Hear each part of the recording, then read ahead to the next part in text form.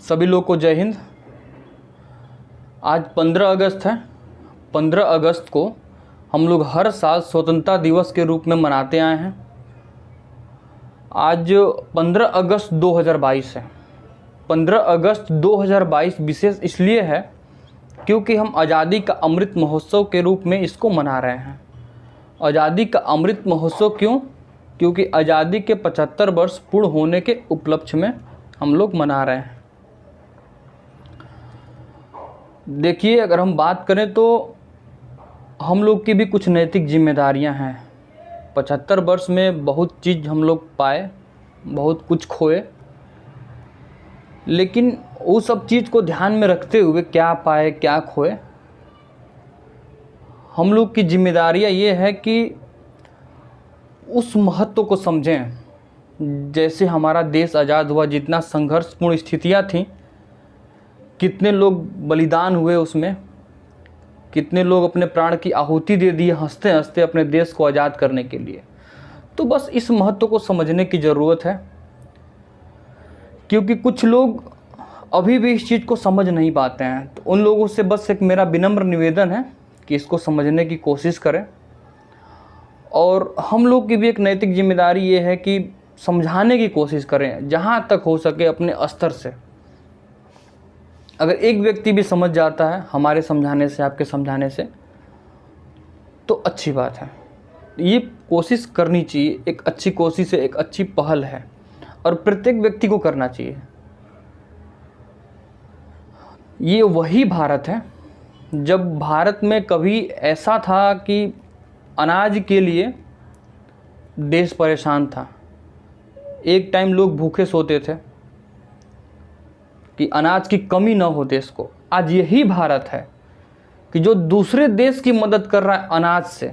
दूसरे देश की अगर कमी है अनाज की, तो भारत देश से जा रहा है दूसरे देश में। तो परिवर्तन हुआ है और हर स्तर पे हुआ है। वो चाहे टेक्नोलॉजी की बात कर लें या कृषि की बात कर लें, अब टेक्निकल फार्मिंग होना स्टार्ट हो गया है, टेक्निकल खेती भी हो गई है। तो टेक्नोलॉजी की बात कर लें, कल्चर्स की बात कर लें या फार्मिंग की बात कर लें, हर चीज़ में भारत अब आगे आ रहा है, अब अग्रसर है और ज़ोर शोर से आगे बढ़ रहा है। इसमें कोई डाउट नहीं है और आगे बढ़ेगा। 1857 में जब क्रांति स्टार्ट हुआ, मंगल पांडे उसमें बलिदान दिए अपनी, उस समय नेतृत्व कर रहे थे। उसको भुलाया नहीं जा सकता है। चाहे महात्मा गांधी हो, चाहे वी.आर. अम्बेडकर हो, चाहे भगत सिंह हो, चाहे सुभाष चंद्र बोस हो, चाहे चंद्रशेखर आज़ाद हो, राम प्रसाद बिस्मिल हो या अशफाक उल्ला खां हो, ऐसे अनेकों नाम हैं या ऐसे अनेकों महापुरुष हैं जिन्होंने देश के लिए अपने प्राण को न्यौछावर कर दिया एकदम हंसते हंसते। तो बस उस चीज़ को या उस समय का जो संघर्ष है उसको भूलना नहीं है।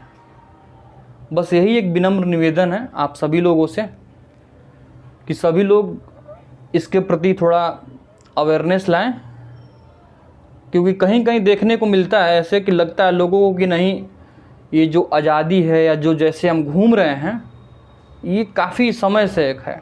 अभी देश को आज़ाद हुए बहुत समय नहीं हुआ, मात्र 75 साल हुए हैं और 75 साल बहुत समय नहीं होता है। तो इस बात का ध्यान रखना ज़रूरी है। बस इसी के लिए हम आप लोग के सामने आए हैं।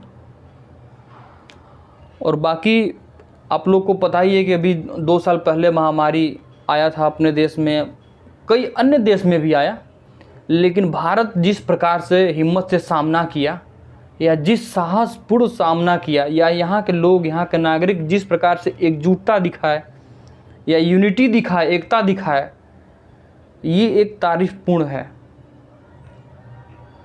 और आज भारत की स्थिति ये है कि अपने नागरिक की सहायता या मदद, या एक तरह से कह लीजिए कि हर तरीके से सब कुछ कर रहा है नागरिक के लिए और अन्य देश के लिए भी कर रहा है।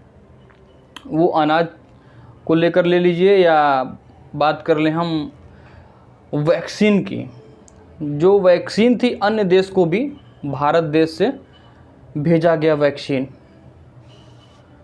तो ये एक सराहना है भारत की। तो भारत अग्रसर हो रहा है और हम आप सभी लोग के सहयोग से ही अग्रसर और आगे होगा। आने वाली पीढ़ी को ये बताने की ज़रूरत है। तो सभी लोगों को बस एक यही मैसेज देना था, बाकी कुछ नहीं। सभी लोग को जय हिंद, जय भारत।